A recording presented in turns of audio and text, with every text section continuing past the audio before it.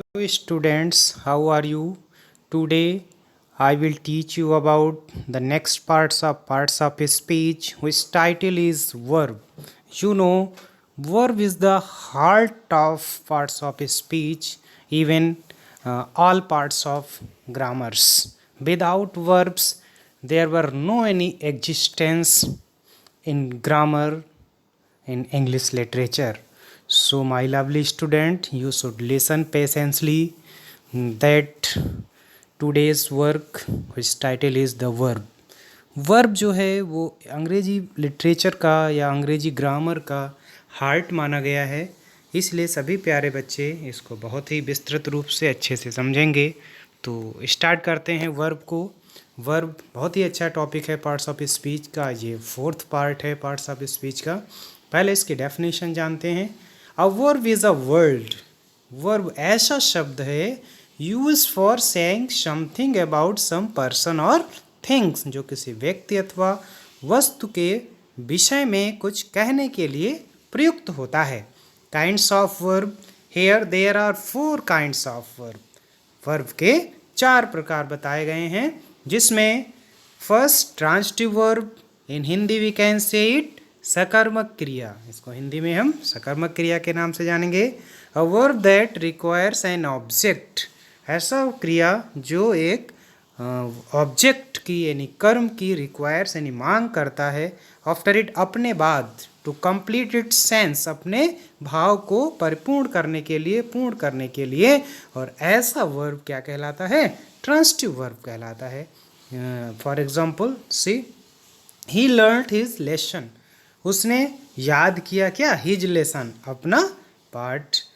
Second example और उसके माध्यम से हम सीखते हैं, जैसे दिया गया मदर इज़ कुकिंग फूड, माता जी कुकिंग यानी बना रही हैं, फिर क्या? फूड। तो फूड पहले में हिज लेसन और सेकेंड में फूड, ये दोनों ही क्या हैं? ऑब्जेक्ट हैं, जो कि इसकी क्रिया जो लर्नड और कुकिंग इसमें वर्ब है, जो ही और मदर के सब्जेक्ट को परिपूर्ण कराती है। अब हम इसका सेकेंड पार्ट यानी इंट्रांजिटिव वर्ब की ओर बढ़ते हैं। इंट्रांजिटिव की सर्वप्रथम डेफिनेशन देखेंगे। And you know, in Hindi we can say it अकर्मक क्रिया, a verb which affect that subject itself, यानी ऐसी क्रिया जो केवल सब्जेक्ट्स को प्रभावित करती है, अफेक्ट करती है, प्रभाव डालती है। And does not require an object, और वो किसी प्रकार की रिक्वायर यानी मांग नहीं करती है ऑब्जेक्ट के, उद्देश्य की, कर्म की। टू कंप्लीट इट सेंस, अपने भाव को परिपूर्ण करने के लिए। ऐसी क्रिया इंट्रांजिटिव वर्ब कहलाती है। जैसे द सन शाइन, सूरज चमकता है। अब इसमें वर्ब आया, ऑब्जेक्ट नहीं आया ना, केवल साइंस यानी वर्ब आया और सन दिया गया वहाँ पर यानी सब्जेक्ट है। सी लुक्स स्मार्ट, वो कैसी दिखती है? सी लुक्स, वो दिखती है स्मार्ट, सुंदर। तो स्मार्ट यहाँ पे क्या है? एडजेक्टिव है हमारा, यहाँ पे कर्म नहीं है यहाँ पे। Mister Sinha is a doctor, mister Sinha क्या हैं? डॉक्टर हैं, यानी यहाँ पर भी कर्म। कहाँ पर डॉक्टर हैं? कौन से डॉक्टर हैं? किस के डॉक्टर हैं? यानी किस पार्ट के, अंकोलॉजी के हैं, साइकोलॉजी के हैं या फिजियोलॉजी के हैं, मतलब इस तरह से किस विभाग के हैं, ये सब यहाँ पे ऑब्जेक्ट उसका नहीं दिया गया है, ये केवल यहाँ पे क्या है? एडजेक्टिव दिया गया। तो इस तरह से ऐसे वर्ब्स जो ऑब्जेक्ट को नहीं लेते हैं, वो अपने सब्जेक्ट के अकॉर्डिंग ही सेंटेंस को कंप्लीट करते हैं, तो इंट्रांजिटिव वर्ब्स कहलाती हैं। अब हम थर्ड पार्ट यानी लिंकिंग वर्ब्स के विषय में जानेंगे। आपको पहले ही बताया गया है कि वर्ब्स कितने काइंड्स की होती हैं। There are 4 kinds of verbs. तो here we learn about now the third part of parts of verb, kinds of verb, that belongs to auxiliary verb, that we can say it into say it of an helping verb to। auxiliary verb को और किस नाम से जानते हैं? helping verb के नाम से, क्योंकि helping verb इसका बहुत ही फेमस नेम है auxiliary verb का। तो उसको लगभग सभी प्यारे बच्चे, 6th क्लास के भी बच्चे अच्छे से उसको जान रहे हैं। बहुत प्यारे बच्चे 6th क्लास के होते हैं, तो वो भी बहुत अच्छे से इसको सीखेंगे। 7th और 8th वाले बच्चे भी इसको अच्छे से जानेंगे। हायर क्लास के भी सीख सकते हैं इसे, क्योंकि ये हार्ट बताया गया क्या, ये grammar, heart of grammar. Verb क्या है? ग्रामर का हृदय यानी दिल होता है। देखें definition, a verb which helps the main verb to make a tense is called an auxiliary verb or helping verb। Verb क्या होती है? विच हेल्प्स, जो मदद करती है, द मेन वर्ब, किसकी? मुख्य क्रिया की, to make a tense, tense का निर्माण करने के लिए। ऐसी वर्ब क्या कहलाती है? ऑक्सिलरी वर्ब कहलाती है या हेल्पिंग वर्ब कहलाती है। इन दोनों को हिंदी में क्या कहते हैं? सहायक क्रिया कहते हैं। Very good. अब यहाँ पे हम जानेंगे कि ऑक्सिलरी वर्ब कितने काइंड्स होते हैं। तो नीचे देखो दिया गया है क्या? There are 4 kinds of helping verb और ऑक्सिलरी वर्ब। सहायक क्रिया के 4 प्रकार होते हैं। कितने? 4 प्रकार। कौन कौन से? Be verb, have verb, do verb और मॉडल वर्ब। तो अब जानेंगे कि बी वर्ब में कौन कौन से वर्ब आते हैं। इज, एम, आर, वॉज, वर। सभी प्यारे बच्चे जान लें आज कि जो बी वर्ब है उसके अंदर कितने वर्ब छुपे रहते हैं? 5। कौन कौन से? Is, am, are, was, were. जानते हैं is, am, are present form में यूज़ किया जाता है, जबकि वॉज, वर पास्ट फॉर्म में यूज होता है। अब हैव की बात करते हैं। यहाँ पे डू पहले होना चाहिए था, लेकिन चलिए हैव पहले आ गया है। हैव में कौन कौन सा आता है? Has, have, had.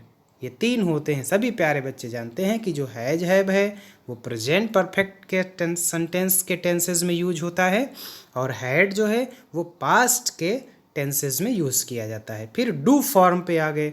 डू में क्या क्या आता है? डज, डू और डिड।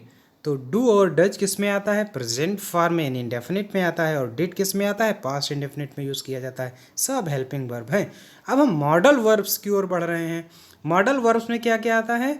विल, शैल। आज जान लीजिए सभी प्यारे बच्चे, ये विल, शैल जो है वो किस काइंड में आते हैं? मॉडल वर्ब्स में आते हैं, हेल्पिंग वर्ब्स के। पूछा जा सकता है, इसको इंपॉर्टेंट है। विल, शैल, कैन, मे। अब देखो इतना मे तक ये जो पहले दिया गया ये सब किस में? ये प्रेजेंट टेंस में यूज होता है। ठीक है। फिर वुड, शुड, कुड, माइट और मस्ट, ये सब किस में यूज होता है? पास्ट फॉर्म में यूज होता है। ठीक है। यानी might, must, need, ought to, dare. तो यहाँ पे जो ऑट टू है वो फ्रेजल वर्ब्स में चला जाता है। ये मॉडल वर्ब्स भी है और फ्रेजल वर्ब्स में भी जाता है, नीड, डेयर, ये सब। लेकिन मस्ट तक, वुड से लेकर के मस्ट तक, मस्ट जो है दोनों में यूज़ कर लिया जाता है ना, प्रेजेंट पास्ट में। तो इस तरह से हमारा ये ऑक्सिलरी वर्ब, ये मोस्ट इंपॉर्टेंट पार्ट है। थर्ड पार्ट जो है वर्ब का मोस्ट इंपॉर्टेंट पार्ट है, इसको बहुत ध्यान रखेंगे सभी प्यारे बच्चे। लास्ट पार्ट की ओर बढ़ते हैं। Linking verb, a verb which complete its sense with complement. यानी कंप्लीमेंट मीन्स हिंदी में क्या कहते हैं इसको? पूरक। यानी ऐसा वर्ब जो कंप्लीट करता है अपने भाव को, इट सेंस माने अपने भाव को, विद कंप्लीमेंट, पूरक के द्वारा, is called linking verb. Link जानते ही हैं, कहते हैं आपका क्या लिंक है, उनके यहाँ से आपका क्या लिंक है। तो ये लिंक है यानी पूरक का कार्य करता है। जैसे सी इज़, वो है ब्यूटीफुल। अब देखो इसमें कोई मेन वर्ब आया नहीं आया, ब्यूटीफुल क्या है? हमारा एडजेक्टिव है। पहले से प्यारे बच्चे एडजेक्टिव सीख चुके हैं, जानते हैं ये कौन सा एडजेक्टिव काइंड्स हैं। बिल्कुल सही। ये कौन सा है? ये क्वालिटी दिखा रहा है, एडजेक्टिव ऑफ क्वालिटी है। बहुत सारे प्यारे बच्चे बताए, बहुत अच्छी बात है। यानी ये ब्यूटीफुल हमारा क्वालिटी दिखा रहा है। सी इज़ ब्यूटीफुल। फिर mister Singh is a doctor, अब यहाँ पे भी क्वालिटी है। Tulsidas was a poet, Tulsidas की विशेषता क्या है? कौन से तुलसीदास हैं? पोएट हैं। ठीक है।